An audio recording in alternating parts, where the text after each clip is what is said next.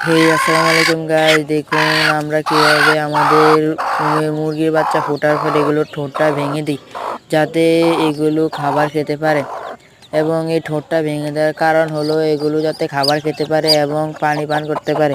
এগুলো ফোটার পরে এগুলোর মুখটা বন্ধ থাকে এবং এগুলোর মুখে সাদার সাদার মতো একটা ছোট্ট জীবাণু লেগে থাকে, যেটা ভেঙে দিলে আপনাদের মুরগির বাচ্চা খাবার খাবে এবং একটি মুরগির বাচ্চা মরবে না।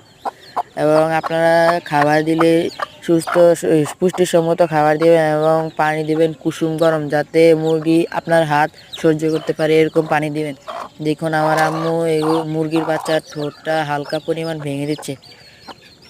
দেখুন আপনারা আপনাদের মুরগিকে এভাবে ঘুম থেকে ওঠার পর ঠোঁটটা হালকা ভেঙে দিবেন, এতে করে আপনাদের যদি আমার ভিডিওটি ভালো লেগে থাকে তাহলে অবশ্যই লাইক, কমেন্ট, শেয়ার এবং অবশ্যই চ্যানেলটি সাবস্ক্রাইব করবেন। ধন্যবাদ।